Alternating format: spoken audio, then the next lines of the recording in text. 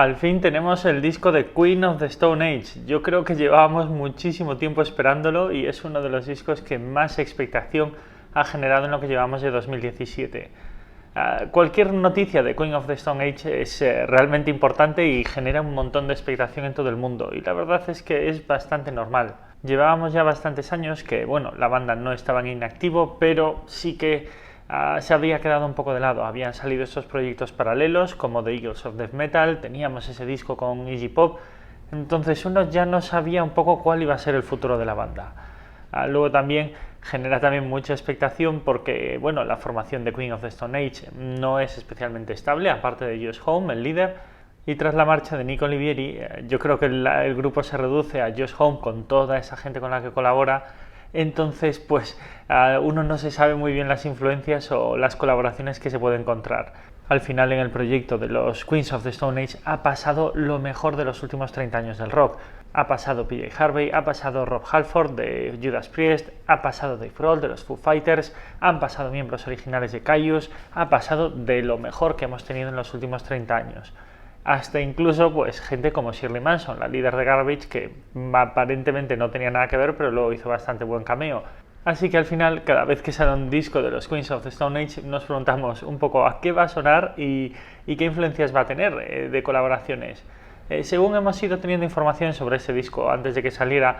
nos dejaba a lo mejor un poco descolocados. La producción venía a cargo del famoso productor Mark Ronson, que era un poco extraño porque es el típico productor profesional que tan pronto hace trabajos de producción para el Wu-Tang Clan, como para Lady Gaga, como para Adele,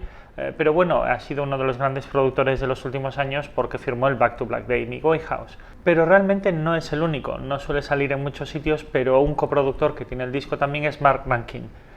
que se hizo bastante famoso sobre todo por el trabajo de producción que había hecho con Bloc Party y que también ya había colaborado antes con Queens of the Stone Age. Además, los dos Marks, los dos productores, se conocían porque trabajaron juntos haciendo la producción de algún trabajo de Adele, algún disco de Adele, entonces trabajaban bastante bien juntos. Sonar, sabíamos que iba a sonar muy bien este disco porque el mezclado está a cargo de Alan Moulder, que es la persona que ha trabajado muchísimo con Depeche Mode y uno de los padres del sonido de shoegaze. Al final él ha producido a My Bloody Valentine, a Nine Inch Nails, a Jesus and Mary Chain. Entonces, ese sonido guitarrero tan romántico que teníamos arrastrado del shoegaze, uno de los grandísimos protagonistas en la producción era Alan Moulder. Y un poco en esta situación nos presentan hace cosa de un mes que va a salir el disco de Queens of the Stone Age. Y uno la verdad es que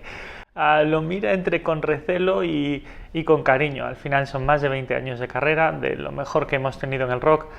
Han pasado muchos años, el rock ahora mismo no está pasando por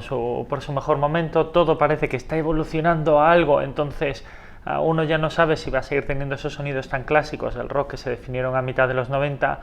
entonces uno mira así con cierto recelo lo que pueda salir de este tipo de bandas. Al final yo creo que para alegría de la gran mayoría de nosotros el disco pues no representa una gran evolución de la banda. Después de 20 años trabajando, pues yo creo que es ese tipo de bandas a las que tampoco le puedes exigir una gran revolución en su música. Sí que es verdad que el sonido ha evolucionado bastante, ya tenemos las primeras críticas del disco y todas hacen referencia a cómo evoluciona un poco el sonido de la banda, no tanto artísticamente, sino a nivel técnico, y la verdad es que se están poniendo un montón de adjetivos un tanto raros, como acaramelado, pomposo, seco. A ver, la verdad es que el sonido de Queens of the Stone Age de sus inicios, sobre todo del Rated R, que era como con tanto eco, tan profundo, tan distorsionado,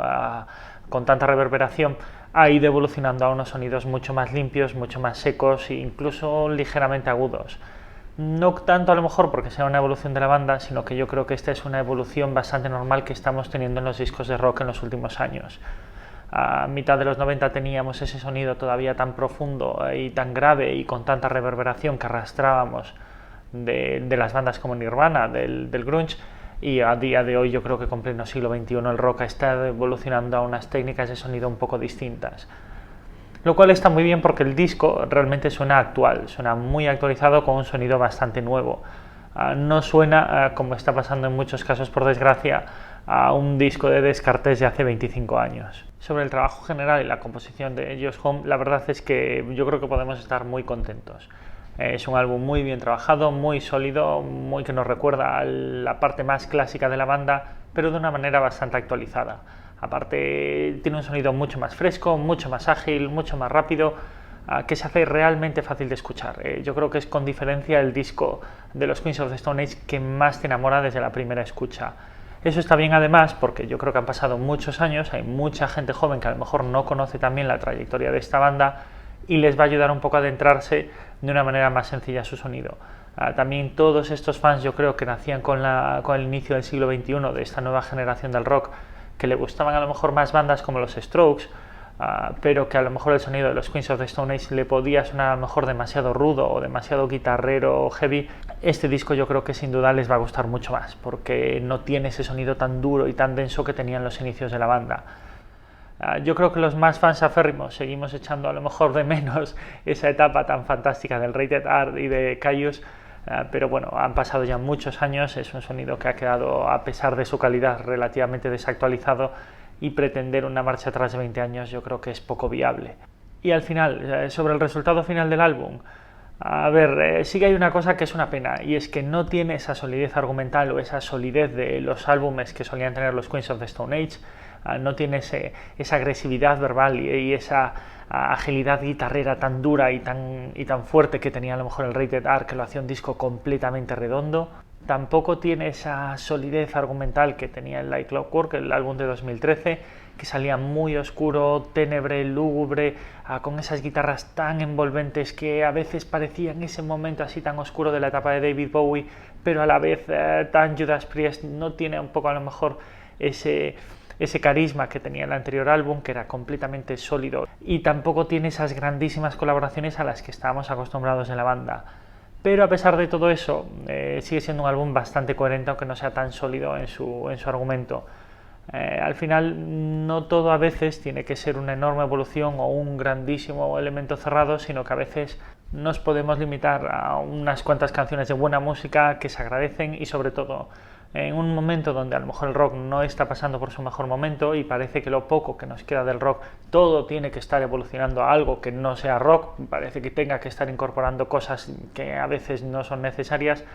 pues agradece tener un disco en pleno 2017 que te recuerda a esas bandas de rock de toda la vida que arrancaban en mitad de los 90 y que muchas de ellas por desgracia no han sobrevivido hoy en día. Entonces, como conclusión, yo creo que un disco absolutamente recomendable, va a ser de lo mejor del 2017, va a ser de lo que más va a sonar en la calle de este 2017 y que le va a gustar a casi todo el mundo. Tanto a los fans de la banda van a quedarse muy contentos porque la esencia de Queens of the Stone Age se mantiene, el sonido de Josh Homme se mantiene completamente firme, pero a la vez suena completamente actualizado. Y a lo mejor esa gente que era muy aficionada al rock del siglo XXI, pero que se le hacía más duro el sonido de Queens of the Stone Age, porque a lo mejor le gustaban los Strokes o le gustaban otro tipo de bandas más suaves, le va a encantar el disco también. Entonces creo que es un disco que va a dejar contento a prácticamente todo el mundo. Todavía quedan muchas críticas importantes por salir, porque aún se publicaba hace poco la de Enemy, ya tenemos la de Pitchfork y la de AllMusic, y todas están yendo un poco por el mismo camino. Le están dando no una obra maestra, pero sí bastante buena puntuación. Entre 4 sobre 5 estrellas y sobre el 80, entre el 75 y el 80 y pico sobre 100, lo cual para un disco de rock en el 2017 ya es muy buena noticia. Así que bueno, veremos un poco el resto de críticas importantes que irán saliendo durante estos días, pero todo apunta un poco a que van a ir por el mismo camino. Así que bueno, como siempre, si os ha gustado el vídeo, dadle a like, suscribiros para los más temas de música y seguimos el siguiente día. ¡Venga!